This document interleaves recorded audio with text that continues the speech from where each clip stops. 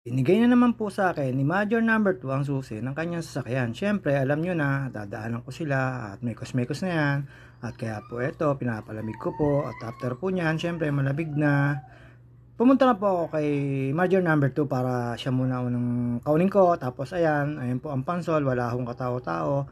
Capital Resort of the Philippines na dito sa Laguna. At ayan na, dire-diretso lang po tayo dyan. At ayan po, syempre, inaantay ko po si ate dyan na lumabas sa kanyang tindahan. At palabas na po ako. Nung nakita ko po siya dyan, ay binusinahan ko na po siya. Siya si manager number 2. At syempre, alam nyo na po, magagala po yan.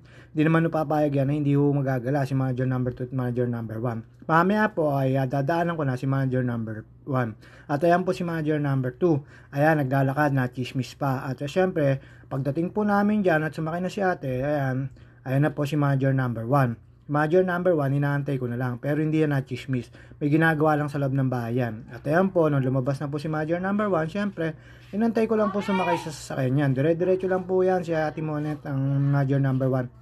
At pagkatapos po niyan, syempre, ayan na po, mekos-mekos na yan, Walter Mart Santa Rosa. Ayan ko po, si manager number 1 at manager number 2, parehas pa nakapamulsa. Parang si Evangeline lang, ayan. Dire-diretso po yan, papasok po yan dyan. At ako po syempre, magpapakita bida, parang si Ruben lang. At ayan po, syempre, dire-diretso lang po tayo dyan.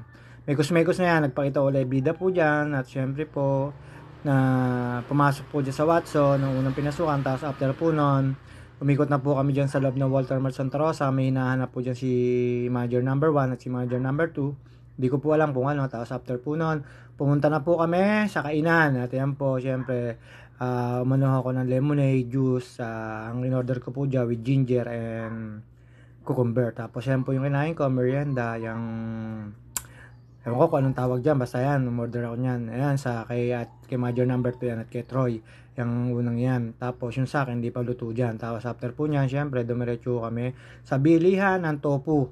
Diyan po, napakasarap ng tofu, kahit 3 araw na masarap pa po. Syempre, yan, nagpabili po ako ng isa nyan para iulam ko kinabukasan. Ayan po yung sinasabi ko sa inyo na may tahuhu dyan, merong pinipiritong yan, tokwa. Tapos after po nun, syempre, punta na ako kami dito. Mikos-mikos na yan. Syempre, gusto ni JT sa alam yan. SNR entrance. At ayan po, syempre, lakad-lakad lang. Mikos-mikos na. Tornado na yan, mga insan. Nahanap po namin dyan si manager number 1 at manager number 2. Syempre, hindi po ako makakabili pag wala po yung dalawa. Ayan, lununok ko na po. Pasensya na po, tao lang. At dire-diretso lang po yan dyan. Nakita ko po kagad namin si manager number 1 at manager number 2. Nag-iikot na po sila dyan. Siyempre, magpapakita ko bida. Tuwan-tuwa po kasi nasa loob kami ng SNR. At ayan po, naghahanap na po yung dalawa na mikos-mikos na yan. Tornado na yan. Hindi ako pwede dyan. Dahil wala naman ako rep, puro right. Ayan ho. Tapos, siyempre, kumuha ko nyan. Yan, babayaran nila yan, pati yan. Pero yan, sinoli ko. Pinalitan ko yan ng, alam nyo na, mas masarap na pagkain. At ayan, pumila ko kami natin muna dyan. Yan yung pre-taste. Tapos ham, bumili sila. Sabi ko, ayoko mag-ham kasi mahal. Cash na lang, ayaw. Tapos ayan, mekos-mekos na yan. Dire-diretso lang po kami dyan. Gaan na po si ate dyan ng kung anong mapi pre-taste. Pero wala na po dyan kasi medyo pa po na yan. Dire-diretso lang po tayo dyan. At ayan po, kumuha po ako isa niyan. Binibabayaran natin mo ulit yan, ni Major number 1. At nilagay ko na po sa pushcart. Tapos ayan, ako na po nag-pushcart niyan. Hinahanap ko po yung dalawa. Siyempre, nagmamasid-masid pa ako kung anong gusto kong kunin. At yan, si Troy, ano yung chicken at pakita yung bida na naman, papakit na naman. Papagupit na pala ako sa 1 linggo. Medyo pangit na yung buko. At ayan, mekos-mekos na yan. Ikot-ikot lang po kami dyan, SNR Santa Rosa yan, hanggang sa, siyempre, maya-maya po, mapupuno yung pushcart na yan.